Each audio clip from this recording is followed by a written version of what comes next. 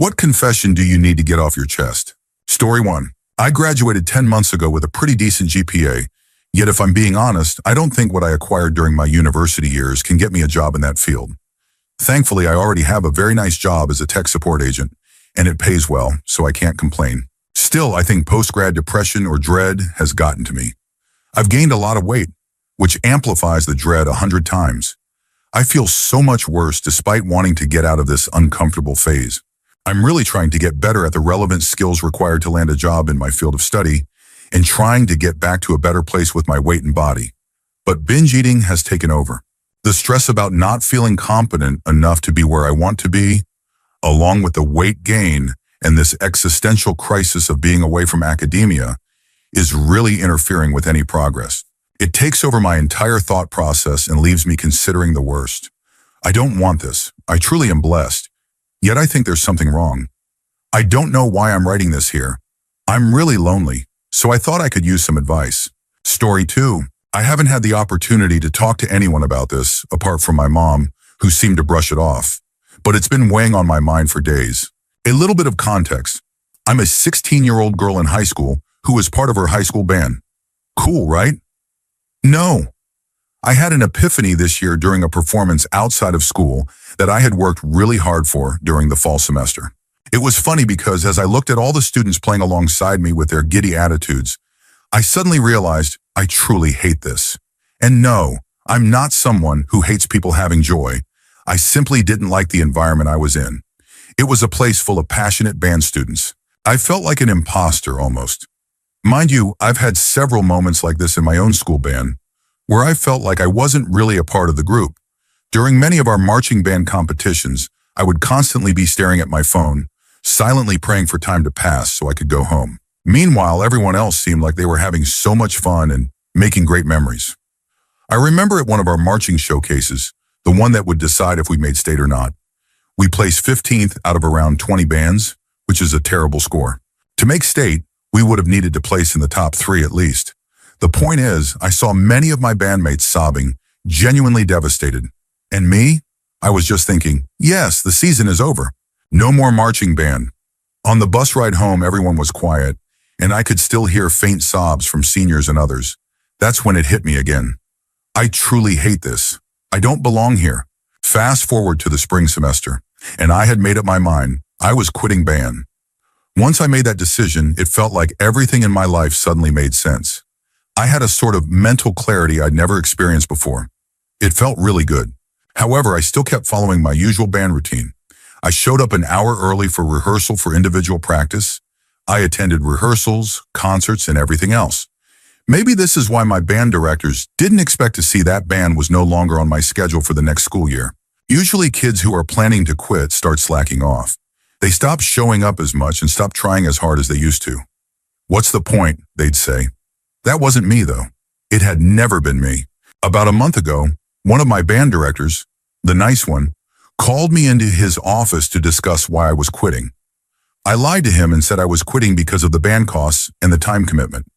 If you remember the band competitions I was talking about, those events take a minimum of 12 hours. I usually leave for school on a Saturday at 6 a.m. and come back around 1 a.m. if I'm lucky. And that's separate from the before-school rehearsals Monday through Friday and the after-school ones. Anyway, he tried to convince me to stay, saying there were scholarship opportunities to cover the current costs of band and that he would talk to my parents about the time commitment and everything. But I stood firm and told him my decision was final. I thought that would be the end of it. I was wrong. About a week later, the other band director ambushed me while I was practicing before school and started lecturing me about how I was throwing away thousands of dollars in scholarship opportunities. He basically said I was making a grave mistake that would ruin my future. I stared at the wall the entire time he spoke. Not a single word did I say to him. He repeated this again about a week later. Then finally, they both called me into their office to ask why I was quitting again. By then, I had dropped the excuse about cost and time and just admitted I just don't want to do it anymore. I don't feel like I'm growing as part of this group. Then the second band director actually had the audacity to say, that's not a good enough reason. I feel like this is just a teenage rebellion phase. After that, they both brought up scholarships again, and I simply dismissed myself from their office. I gestured to the door and said, I'd like to go back to rehearsal. Go me! Last week, I received a text from one of the seniors in the band that read, "You're quitting?" I replied, "Yes, how did you know?" I was shocked because the only people who knew were my family and my band directors. She texted back that she found out from the second band director. She said he mentioned that someone from the Wind Symphony Band, which is like the varsity team, was quitting. And when she asked who, he told her it was me. She obviously downplayed what he had done. That same week, in my chemistry class, I said hi to one of the trumpet players from that director's band. He said hi back and then asked, "Are you okay?" I was confused by the question and asked why. He went on to tell me he had heard I was quitting. I nodded and asked, "Who told you?" He said it was the band director. Then one of his friends added, "He told everyone during rehearsals that you were quitting because you didn't have friends." I was mortified. I didn't even know what to say, so I just replied, "If that's what he thinks, let him think that." I was so embarrassed that he would say that to not just one student, but to around 30. He might as well have told the entire band of about 100 students. Just last Friday, I had another encounter with a freshman in his band, someone I had never spoken to before. He waved at me and said hi. I said hi back, but I knew it was because of the "she doesn't have friends" comment. It angered me so much. It's like the entire band now sees me as this loner, which I don't necessarily mind. But it's so unfair how my personal decision was shared with everyone. I mean, what was the point of calling me into your office? You might as well have discussed it on a loudspeaker. Story 3. I am still in shock about this. I, 36 feet, lost my father, 77 meters, the day before my birthday in January of this year. I had quit 2 of my 3 jobs to be his full-time caretaker. Around November, the one just before January, we started having sewer problems. The basement flooded. We gutted everything, got the kids new items, and refinished our basement. Then the sump pump broke in December, and the basement flooded again. We had switched everything to metal for easier cleanup. In January, we were quoted $14,000 to fix our sewer line. We are broke. Like one income, minimum wage, paycheck to paycheck broke. My husband lost his job the last week of November, so it was just me because he had gotten hurt. My father was very sick, and he called me when he was dying. I made it there in time to speak to him and hold his hand before I had to start CPR, waiting for the ambulance to arrive. He never woke up, and the next day I had to make the decision to remove life support, with my brothers in agreement. After he passed, I had to put all my feelings aside and went full-time at my part-time job. I got a $10,000 loan to cover the funeral costs. Funerals are so expensive. Needless to say, getting the sewer line fixed was pretty low on my priority list. I went into a major depression, autopilot mode for the next 3 months. My husband is finally healed and back to work. But reality came crashing down on me, and I decided to make my health a priority. I've really been focusing on doctor appointments, therapy, diet, and exercise, anything to help me cope. 2. My oldest daughter, 15F, told me tonight that the last time the basement flooded, she didn't clean her room. For 4 months, she has lived in a still wet, moldy room covered in clothes, blankets, trash, and I don't know what else, because I had stopped paying attention to what I was putting in trash bags. We had to cut the bottom 2 feet of her entire room, door, drywall, and bleach everything else remaining. Now we have to replace the boards, and it still doesn't fix the dang sewer. How do people afford anything? My husband and I both have jobs and are just trying to pay off everything while keeping our heads afloat. I feel so bad that I was so lost I didn't see my own child drowning in depression right beside me. This girl is my strong, oldest kid. Sometimes I forget that the oldest kids take on too much responsibility and have to be reminded to take a break. I feel so guilty. I just can't believe she was living like this. How was this okay? I wish she had just told me. I would do anything for my babies. I know I was going through a lot, but I would have dropped everything if she had just told me she needed help. She's in my bed currently because there is still more to do in hers tomorrow. She feels guilty because we are doing this cleaning on Mother's Day, but I told her I can't celebrate being a mom when my child isn't living in a healthy environment.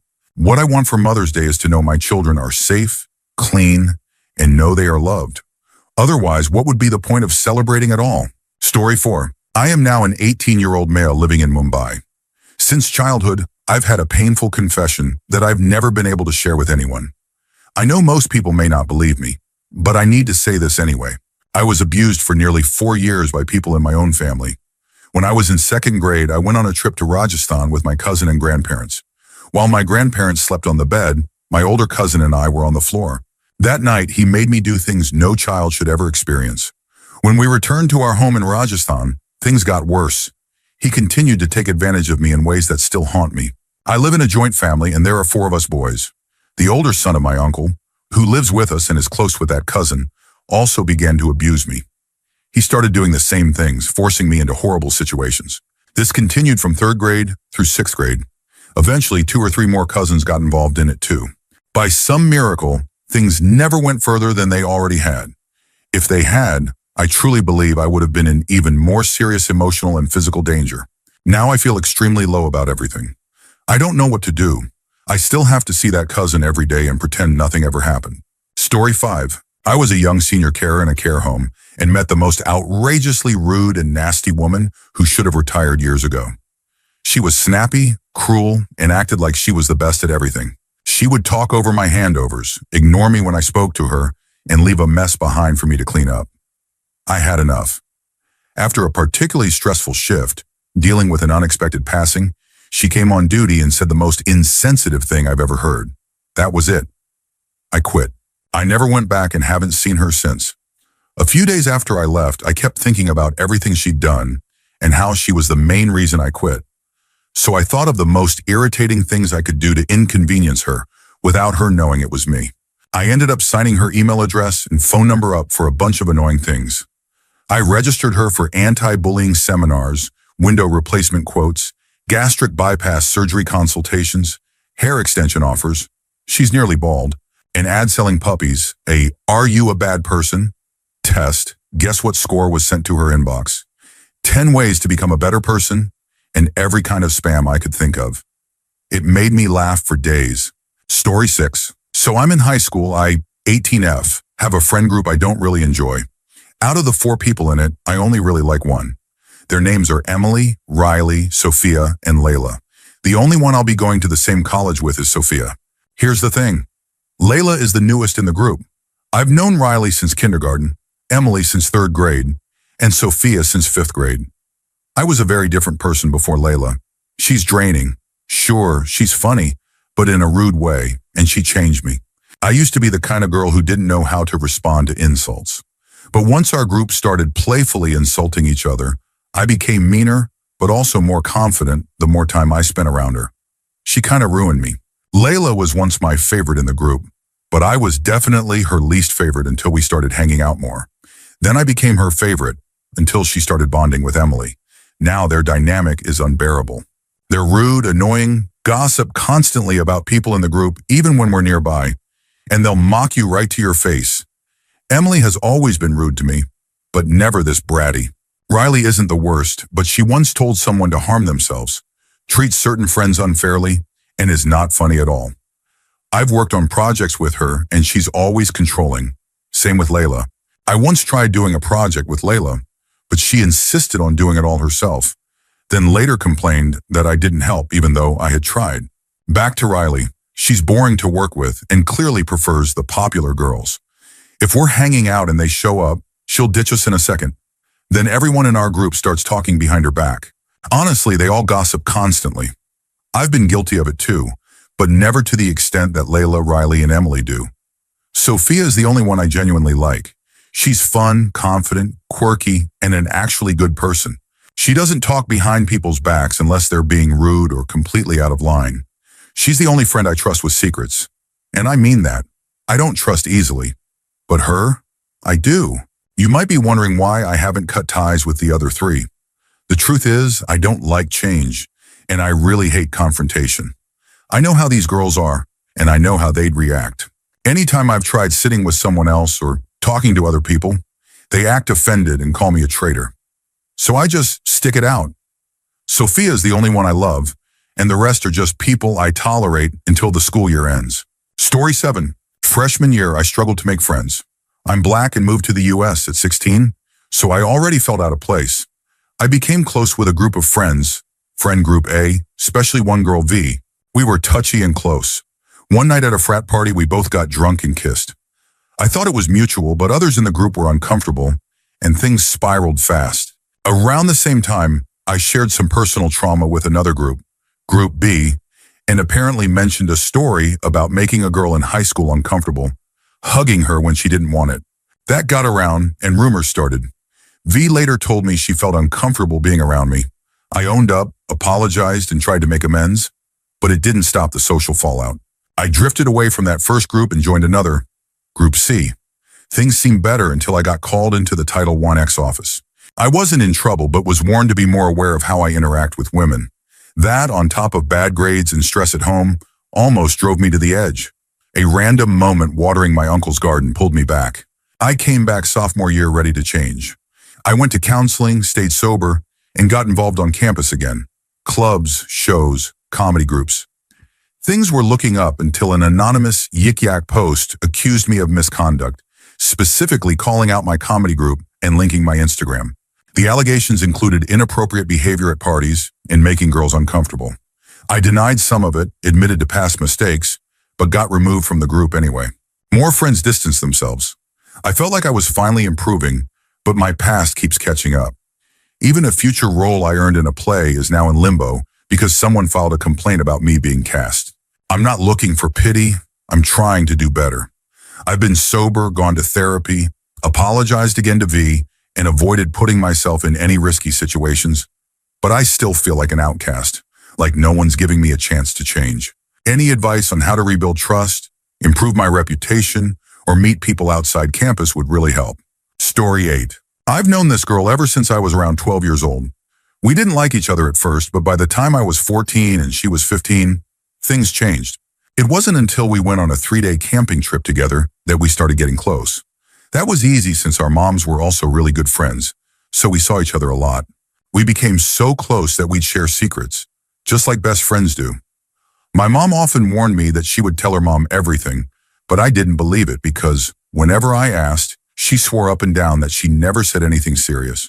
It wasn't until a few days ago that I started to really suspect she had been telling her mom everything, just as I had been warned. I had done something recently and confided in her. That same day, my mom warned me again that she probably told her mom, even things she swore she wouldn't tell anyone.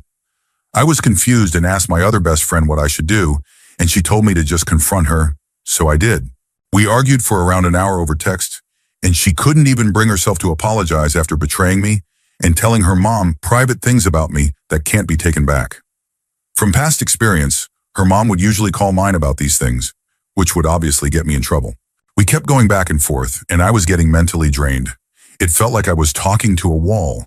She kept playing the victim, saying I was overstepping, when all I was doing was confronting her about something that could have easily been avoided. She claimed she was pressured into telling her mom, but I don't buy that. She knows how to avoid questions when she wants to. She could have easily told me, hey, my mom makes me tell her everything, so maybe don't tell me secrets. But no, she let me keep confiding in her like a fool. When I brought that up, she blamed it on her own trust issues, even though she trusted me with her deepest secrets. But she couldn't tell me the truth. I ended the conversation by saying I needed space, and I assured her I would never share her secrets with my mom the way she had so easily done to me. I don't know if what I did was right or wrong, but I don't feel any regret. I feel backstabbed completely by what she did and how she lied about not saying anything when she said everything. Story 9. I never expected it to go this far. It started as a dumb lie to get out of work for a few days. I was exhausted, mentally and physically, and when my manager asked why I looked so drained, I blurted out, I have some tests coming back. They think it might be cancer. I don't know why I said it. I just panicked. I thought it would end there. But the next week she pulled me into a meeting and asked if I needed time off or accommodations. I was cornered, so I nodded. Then came the flowers, the cards. The GoFundMe someone else started without telling me, and I accepted the money. I didn't even need it. But at the time, I told myself it was for therapy, just not the kind people thought. It's been over a year now. I finished treatment. People threw me a celebration. My coworkers cried. One even told me their dad had passed from the same illness and how brave I was. The guilt is a constant weight. Every time I hear of someone actually going through it, I feel sick. I want to confess. I want to give the money back, but I'm afraid of ruining my life, of hurting people who were just trying to help. I know what I did was beyond wrong. There's no excuse. I'm not even asking for forgiveness. I just had to finally tell someone. Story 10. I, 30 million, was bullied throughout my whole school career, up until I got to college. I'm a small man, only 5 feet 4 inches, and I was even shorter back then. The bullying got so bad that my parents had to move me to a new school twice. I was quiet, barely spoke to anyone except my family. But all the other boys were bigger than me, and I'd be physically bullied. The worst incident was 5 boys jumping me while I was walking home in 4th grade. I remember their names, their faces, and the things they said to me that day. I remember it like it was yesterday. I'm married now, and my husband knows I was bullied and is trying to help me get through it. But he doesn't really understand, you know. He's never been bullied. He's tall and strong, so no one messed with him. I feel like no one gets why I can't just move on. The bullying ruined my life, and I still wake up scared thinking about it. I was so lonely. I'm a father now too, and I want to homeschool my son so he won't experience the same kind of trauma I did. I admit, I do take it out on others sometimes.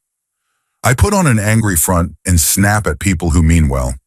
I do it to protect myself, to keep people from being mean to me. For example, I was at a bar with my older sister a while ago, and some college-looking kids were laughing at something. I immediately assumed they were laughing at me because I was wearing a new shirt I wasn't confident about. I didn't do anything at first, but when one of them glanced at me, I lost it. That confirmed it in my mind. I went off. The worst part is, they didn't say anything back. They just looked at me. My sister had to drag me out, and she told me I called one of the guys by the name of one of my old bullies, but I don't even remember doing it. I probably did. I wish I could move on. I don't have many friends. The few I do have were also bullied badly as kids. I don't let people in. I push them away before they can hurt me. I just want to be free of it all. I could go on and on with stories of how I was bullied. I just want the pain to stop affecting me. Story 11. I, 19F, come from an Indian abusive family. They are toxic, especially my father, and I feel like they've ruined me for life. I have so many issues, and I am so insecure about everything. I feel like I don't deserve a nice, decent guy. I feel like I just bring him down with me. He deserves good in-laws as much as I do, but all he'd get is a group of judgmental, toxic people and a girlfriend with 1,000 issues. I'm scared of intimacy. I'm scared he'll later realize he had to settle for someone like me. I'm scared I won't be able to get along with his family, since I don't get along with most of mine. All I've ever seen is selfishness. I can adapt to people, sure, but those kinds of adjustments can't go on forever, right? What if I can't adjust to his family? How would the marriage survive? I'd never want my husband to have to choose between me and his family. On one hand, I feel like I wouldn't be a good wife, mother, or daughter-in-law. On the other hand, I'm also scared that life might give me a bad partner. What if he hurts me or is unfaithful? I have trust issues too, which is why I could never agree to a long-distance relationship. I've lost so much because of these issues. I even let a guy I really loved go without ever telling him how I felt. I tell people I don't want to get married, that life is better without all the drama, but that's not true. Deep down, I want it all. A happy marriage, a kind partner, beautiful and healthy children, everything. I even want to care for his parents and his family like they're my own. But my mind is full of what-ifs. All of this makes me feel like I'm not ready for a relationship. And honestly, I don't think I ever will be. Story 12. I used to work as a 911 dispatcher. I worked in the comms center that handled all of the fire rescue calls for our county. After being hired, I was in training for about a year. One of the things I learned was dealing with alternate street names. We had a highway called US 1792 that ran through our county and had several alternate street names. For example, one stretch was called Orlando Drive, another stretch was called French Avenue, etc. The problem was, we also had a residential street named French Avenue right off that highway. I was trained to enter the address as US 17/92 rather than one of the alternate names if someone gave the address as Orlando Drive or French Avenue, because the computer-aided dispatch system wouldn't verify an address using the alternate names. I guess you can already see where this is going. My first shift after finishing training was an overnight from 7 p.m. to 7 a.m. I was assigned to work phones, which was my least favorite position after a year of people screaming in my ear and having to repeatedly ask for an address to dispatch units to. That night was thankfully slow. Around 2 a.m., a woman called about a male patient in his 50s having a stroke. She was fairly calm and gave me the address as soon as I asked. It was on French Avenue, the residential one. Guess what address I entered? In unfathomable odds that I could never match when playing the lottery, the same numeric address existed on US 1792. So the computer-aided dispatch system verified the address, and that's where the emergency units were sent. At 2 a.m., it should have taken them 5 minutes max to arrive. It took 15 to 20 minutes. They got to the address they were dispatched to and found it was a closed business. The comm center shift supervisor figured it out, but the delay and mistake were obvious to everyone. Soon after they arrived at the correct location, the paramedics called in. No code, no vitals. The patient had passed. I was written up for the delay and, as part of remedial training, sent to do a ride-along with Station 31, the crew that responded. One of the paramedics tried to make me feel better and said the patient had an extensive medical history, was in bad shape, and was probably gone as soon as the call came in. Then another paramedic said the patient took his last breath right as he walked in the door. So much for feeling better. At least for a while. I worked there for about a year after that. The best thing that happened was helping parents of a newborn with a congenital heart defect through CPR after he stopped breathing. He was breathing again as rescue arrived. I held on to that win. After 2 years, I was burned out and knew it was time to move on. You need a dark sense of humor and thick skin to do that job. I knew I was getting too jaded when a motel manager called about a deceased elderly woman in a room. It was just before 11 a.m. I entered the info, turned to the dispatcher and said, "Send them code 3. She has to be out by 11 or they'll charge her for another day." Everyone laughed. Yeah, it was time to leave. Story 13. A little backstory. When I was a teenager, I worked for one of the many dollar store chains. As a cashier, I made $9 an hour, which wasn't cutting it for the bills. This specific store in the chain was poorly managed and unkempt. No security cameras, no AC unit. When summer hit, it was unbearably hot 24/7, and my coworkers were on the verge of heat exhaustion. One woman even passed out from the heat while working. Now, being the reckless kid I was, I noticed the lack of cameras and used it to my advantage. Everyone I knew who shoplifted, I told them the tactics, the rules, the policies. Since there were no cameras in the store, a lot of people took the risk of being seen, including me. Every night, there were usually 2 of us closing. My coworkers and I made it a routine to void out previous transactions, take the cash if there was any, and then shop the store for whatever we needed. I never once paid for anything while I worked there. Inventory was once a year. By the time that came around, I was long gone. But I know inventory was off by thousands. I don't believe I was the first one to figure it out, but I was definitely the one who told everyone else. And the guilt sits with me. Nobody was ever held accountable, but now there are cameras in every corner of that store. I feel like I ruined the experience of working there.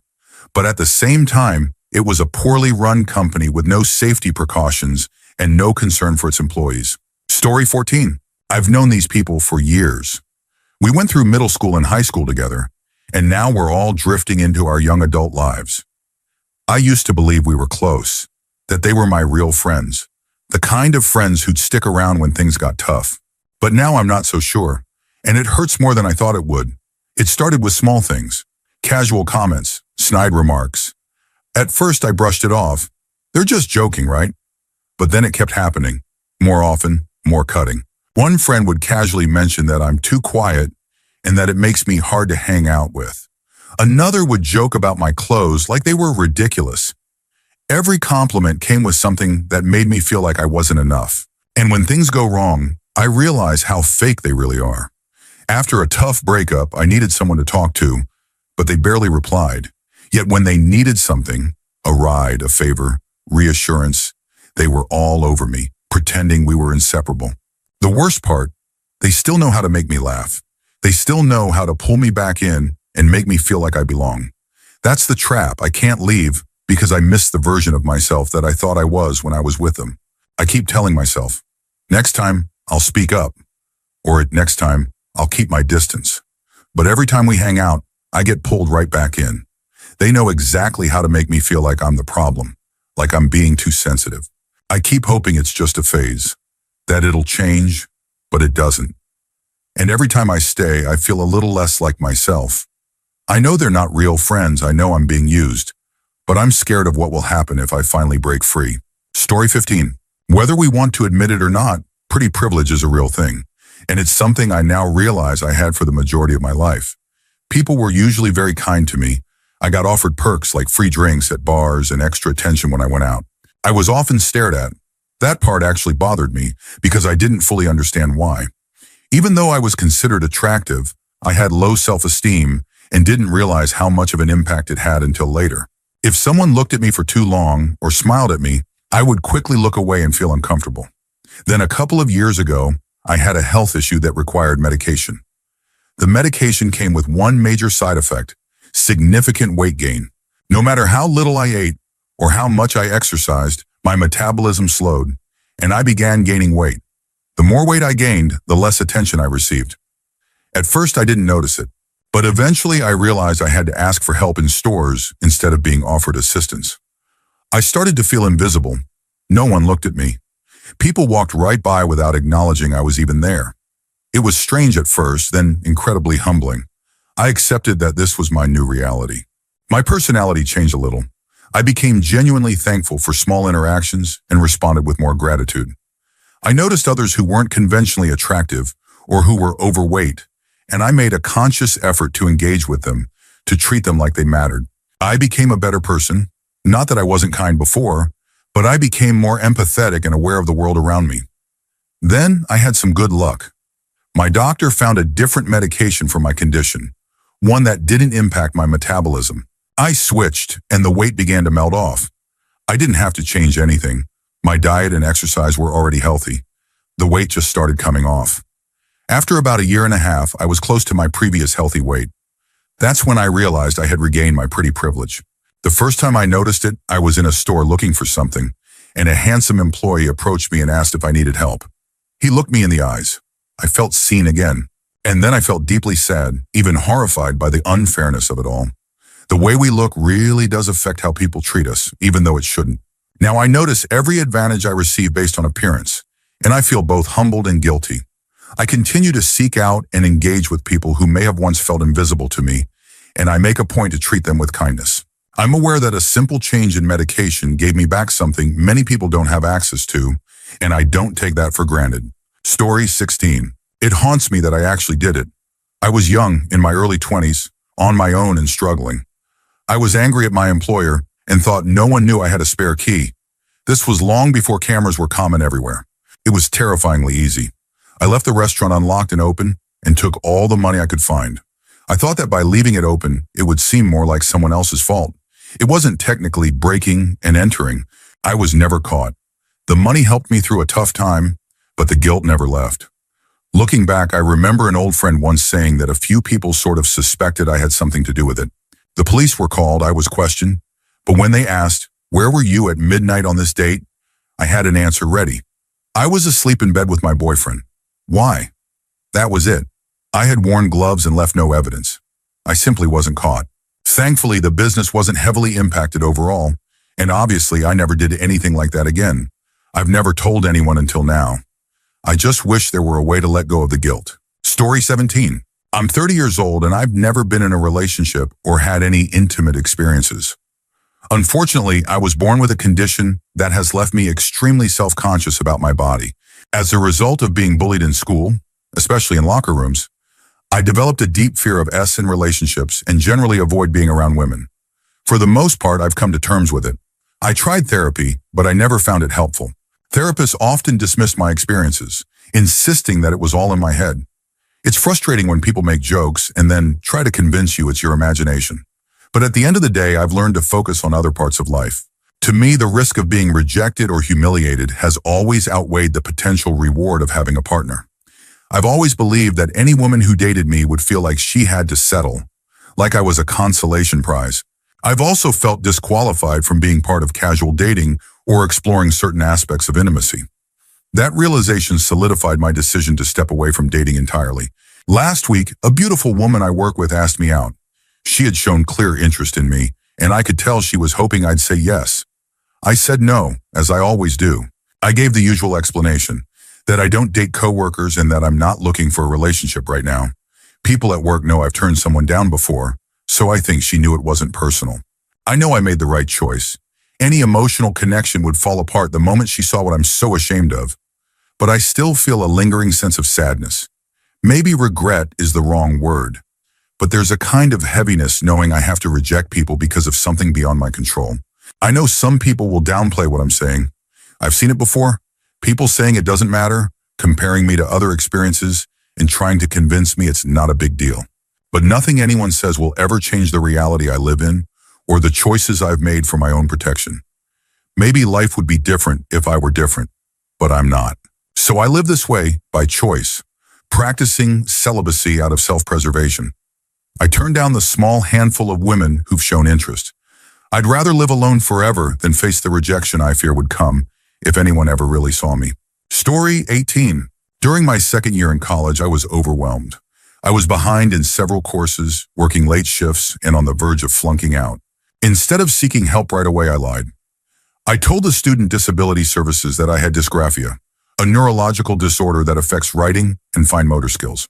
I researched everything, how it's diagnosed, the unusual symptoms, even how my handwriting should look.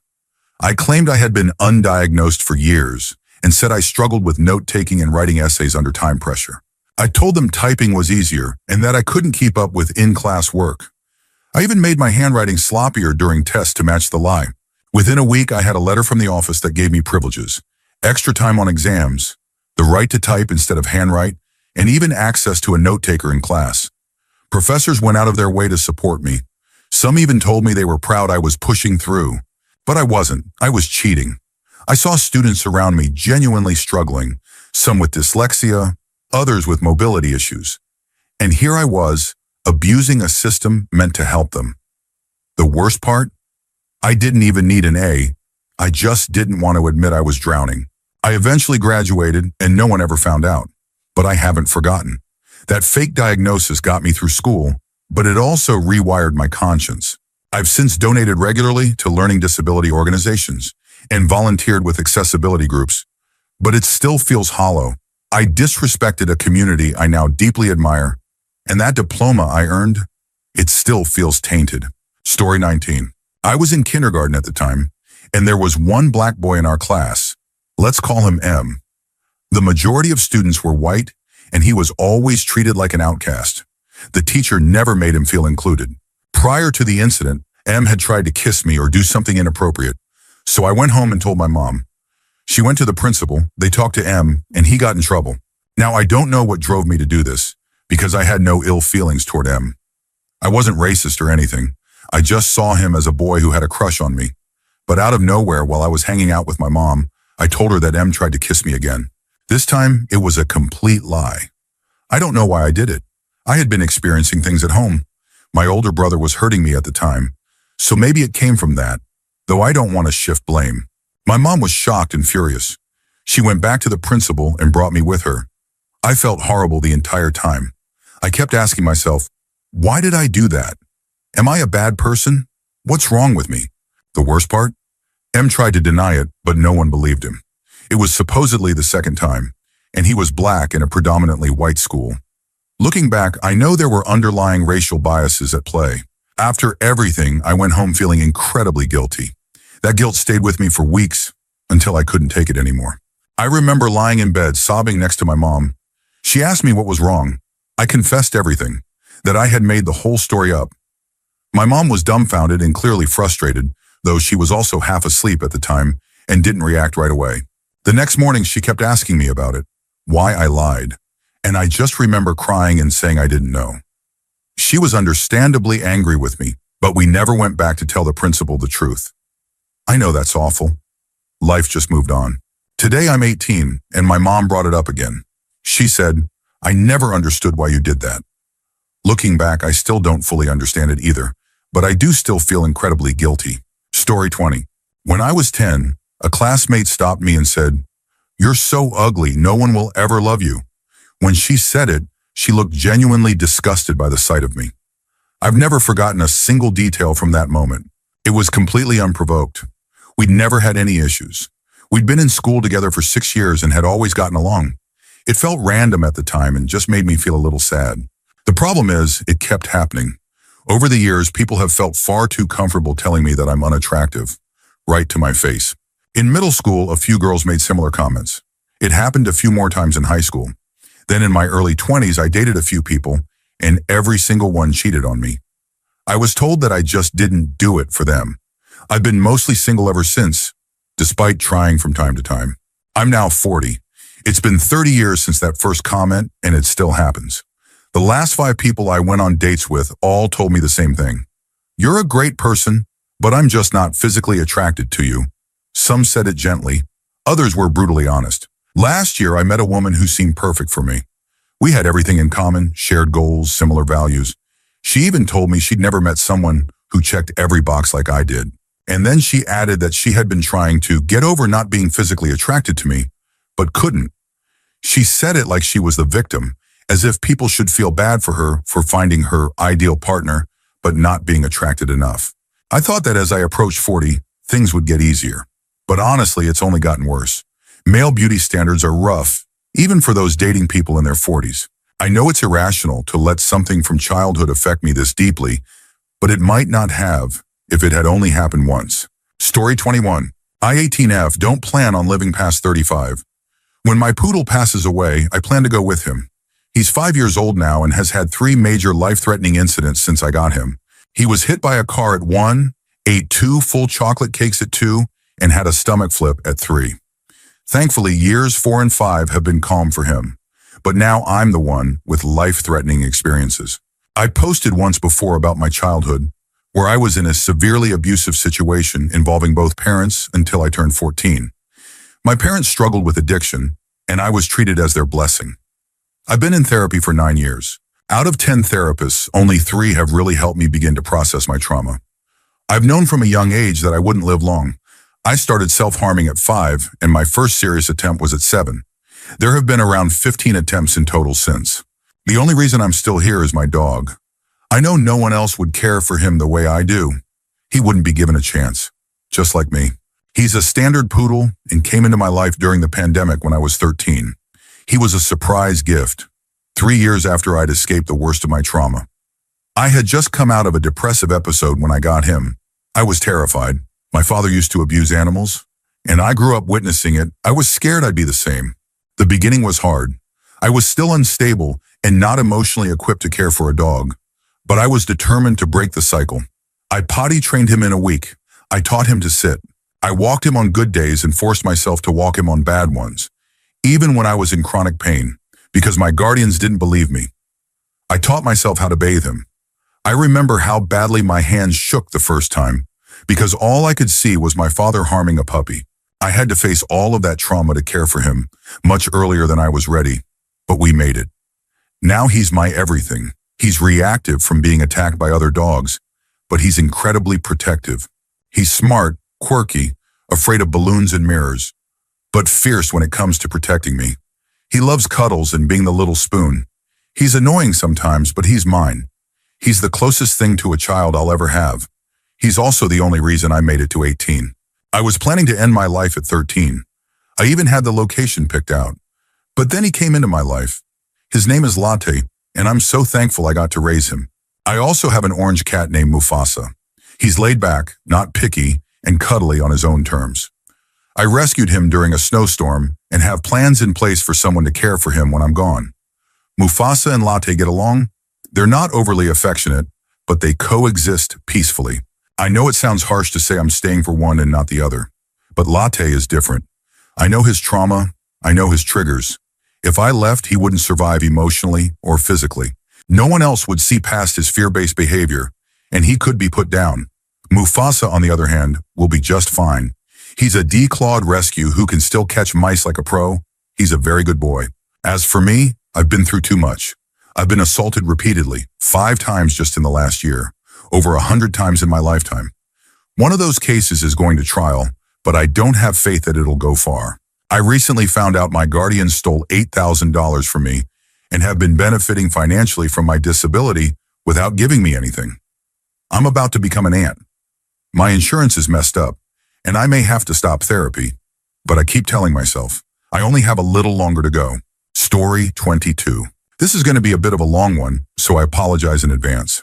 This happened a few years ago, and I still regret it, so I want to get it off my chest. At the time I was 13, I'm 15 now. I walked into the bathroom at school, and some boys, some my age, some older, started mocking me. One of them took things way too far. He said something awful about what he would do to my sister and my mother, and then proceeded to make disturbing noises and motions toward the bathroom counter. I was furious. I regret it now, but I punched him in the face and gave him a bloody nose. He punched me back, and I ran. Maybe that was cowardly, but there were more of them than me, and I didn't know what else to do. Later that day, I went back to the bathroom during class, and that same boy was in there alone, scrolling on his phone. I know now that what I did was wrong, and I do regret it. But when he looked up, smiled, and made that same sound again, I snapped. I punched him a couple more times, harder this time, and left him pretty badly hurt. I got really angry and lost control. I ended up getting a 1-week out of school suspension for it. I've been holding on to this for a while now, and just needed to get it off my chest. I think it hit me so hard because my sister was only 6 at the time, and my mom was going through a rough period. She was a victim of domestic violence. But I know that's not an excuse. Story 23. So I'm a 22-year-old female doing my master's. I've disliked men for most of my life and have never been in a relationship. But I made a few good friends in my class, including one guy who used to talk to me a lot during the early days. He used to flirt a little. Not overly, but enough that it made me feel a bit uncomfortable. He'd touch my hand lightly or tease me, and since I'd never had any close male friends before, it all felt very strange. I'd get irritated, but I didn't say anything because I didn't want to make things awkward. I noticed he was close with other girls too, so I figured that's just how he was. But he'd go out of his way to help me with my college work. He'd show up at places he hadn't planned to go, just because I was going. He taught me math like you'd teach a little kid, with patience and care. I developed a soft spot for him after that, and even gave him a small gift to thank him. We started studying together on calls for exams, nothing major. Later on, I found out he had a girlfriend. We had joked about it before, but he never mentioned her seriously. It almost felt like he was hiding her. That's when it hit me. I shouldn't have let him get so close to me, even as a friend. I started feeling guilty. The little flirts, which I hadn't asked for, made me feel like I was somehow in the wrong. Now I think that soft corner is growing into something more, and I really don't want that. He gives me little signs that he likes me. He does things I like. He treats me more gently than he treats other girls, and even when I do something wrong, he just smiles. I know none of that is a reason to feel this way, but I can't explain it. I hate feeling like this. Our group has gone to the movies, and he always wants to sit next to me, subtly making physical contact. And even though it's wrong, I've started to enjoy that closeness. And I don't know why. That's not who I am. I don't know why I feel this way. Why is he doing this? He seems happy with his girlfriend. He goes out with her every week, so why this behavior with me? I feel bad for myself and worse for his girlfriend. I never wanted this, and I should have set boundaries earlier. I'm just so confused and frustrated right now. Story 24. Hi, I'm 28 million, and it's 12:25 a.m. I didn't get a single call today. I have tickets for a Coldplay concert on January 26th, my favorite band, and I don't even want to go anymore. I have 3 extra tickets, but not even one friend agreed to come with me. I booked those in hopes someone would join me. The seats are Block B, lower WW 100 to WW 103. If you happen to see those seats empty, just know I wasn't there. And it's not because I didn't want to attend, it's because I couldn't bear to go alone. It's not just about the concert. I live alone, and my family lives in another town. I see people getting tagged in tons of birthday stories and posts, but no one ever tags me. I didn't even get a call from my family. I had one friend who used to call exactly at midnight every year, but not today. I asked my office colleagues if they'd celebrate my birthday with me. I even offered to sponsor the drinks and cake. They said they already had weekend plans. I hope I'm not a terrible person. I don't think I am. I always wish people on time. I've never intentionally hurt anyone, and if I did, I'm sorry. I never meant to. Maybe people don't like how I look. I have vitiligo, and I'm not as successful as others my age. I'm a bit underconfident. Maybe that's why people avoid me. I don't know, but I didn't choose to have this condition. I just ended up with it. Still, people treat me differently, and I think they hate me for it. Even when I was in school, I got bullied for my skin. I remember one time I got really offended because kids were making jokes about my condition. They beat me up for reacting. Maybe I shouldn't have said anything. Maybe if I had laughed with them, it could have turned into a friendship. Maybe they would have wished me today. I think I've always been the problem. Even my parents seem to love my brother more. He's successful, married, living abroad with his wife and dog. They're amazing. They didn't wish me either, but it's still not the end of his workday. He's in a different time zone. Maybe he just forgot. Last year he forgot too. He had a big project then. It's understandable. I truly hope he becomes even more successful. My friend who always called didn't this year. He said he was traveling. Maybe that's true. Maybe people just forget me because I'm not that important. And that's okay. I don't really add much. I just exist. I try to bring value to others, but maybe I'm not enough. I think that's why people don't call me. Maybe after I'm gone, they'll remember. My ex got married to someone else recently. She made the right decision. Who would want someone who's always vulnerable? When she told me she was getting married in 3 weeks, I didn't cry or say anything emotional. I just congratulated her and left. She probably thought I didn't care, but I did. I was heartbroken, not heartless. I just didn't show it. Maybe now you understand why I feel like a terrible person, and maybe you understand why I wonder if it would be better to just sleep forever, not knowing what happens next. Story 25. My father was extremely abusive. He used to scream at us constantly, telling us how worthless we were, and he was physically violent too. Eventually, my mother reached her breaking point. She told him that unless he got psychological help, she was leaving him. He agreed to see a doctor and was prescribed an antipsychotic medication. And then, everything changed. Suddenly he was kind. No more yelling. No more violence. For the first time, our house felt safe. It felt like a miracle, but it didn't last. After a while, he turned cruel again. We asked our mom what had happened, and she told us he stopped taking the medication because he didn't like the side effects, whatever that meant. We felt helpless, like that brief moment of peace had been snatched away. Then one day my mom left his prescription bottle in the kitchen. Whether it was intentional or not, I still don't know. My sister and I looked at each other and didn't say a word. She grabbed a spoon and I crushed one of the pills into powder. We mixed it into his orange juice. That day was peaceful. So was the next, and the one after that. We did it every day until the bottle was empty. That month was the best part of our childhood. We finally experienced what it felt like to live without fear, even if only temporarily. We never told anyone. And no, I'm not sorry, not even a little. Story 26. I married a 40-year-old when I was 19. We started dating when I was 17. Yes, it was gross, but that's what happened. The only reason he married me was because I was attractive. The only reason I married him was because he had money. I do have other redeeming qualities, but let's be honest. He married me because of how I looked. I know it. Everyone knows it. It doesn't feel great, but I've learned to deal with it. We've now been married for 20 years. We have 4 kids. We're stable, and we have a lot in common at this point. We do love each other, but if I could go back in time and slap some sense into my younger self, I would. Here's what no one tells you, or they try, and you don't listen because you're a teenager and think you know everything. Marrying like this means you will feel like you owe him. For everything, every single day. Not just emotionally or physically, but in every decision, every corner of your life. The kind of control you can't imagine someone else having. And it's not just about the money, it's heavier than that. He'll never say it out loud, but you'll know the deal. It's fundamentally unequal. He'll pull rank at the most unexpected times, and it'll make you feel like the floor is dropping out from under you. I don't hate my life. I accept that I made this bed and now I lie in it. But I wouldn't recommend it to anyone else. My oldest daughter is just 2 years younger than I was when I met my husband, and I honestly can't imagine it. Story 27. I've got a mate who's nearly 30 now. To be honest, he's not the most conventionally attractive guy, but what matters more is that he's never had any romantic experience, which sucks because he's genuinely a great person. He has friendships with some women, but he always seems to friend zone himself before he can ask anyone out. He's dealt with some serious anxiety and depression over the years and really hates going out. So this year, at my birthday, one of the only events he'll come to because he knows it matters to me, I decided to try something small that might help. I asked a couple of women at the party if I could buy them a drink and if they'd be willing to chat with him briefly and compliment him on something.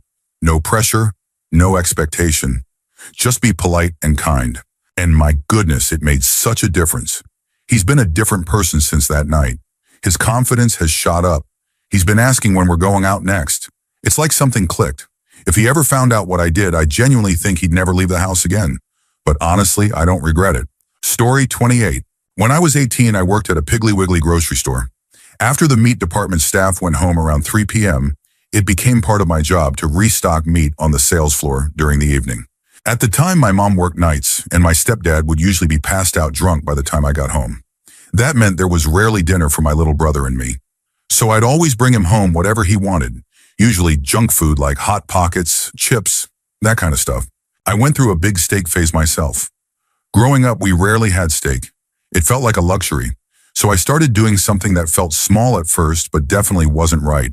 I'd find the thickest steak we had in the cooler and change the sticker price.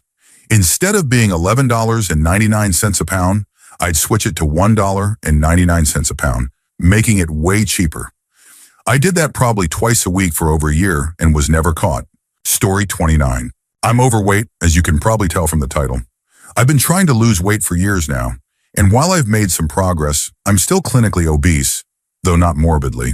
My sister's also obese, but she's closer to being morbidly obese than I am. Yesterday, I went on Instagram and her profile popped up.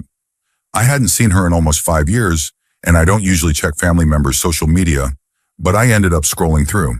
While looking through her selfies, I had a realization that shook me. Her face is my face. I had never noticed how much we actually looked alike, but seeing that selfie felt like looking into a mirror, and I was horrified. I know that sounds awful, but growing up, my sister was always considered the least attractive among us siblings. Realizing I looked even slightly like her wasn't a pleasant discovery. I realized the similarity is mostly due to our shared face shape, round and pudgy. And as bad as it sounds, seeing her made me feel even more determined to lose weight. I can't change our basic features without surgery, but I hope that with weight loss, I'll feel like we look less alike and I won't feel so awful about my appearance. I know this makes me sound like a terrible sister for saying she's unattractive, but it's not just her facial structure. She also doesn't take care of herself. Her hair is stringy and overdyed, and she recently got multiple face piercings, which is a personal choice, but I think they don't look great most of the time. I'm probably going to see her in a little over a year, and I feel this pressure to lose the weight before then, just in case anyone comments on how much we look alike.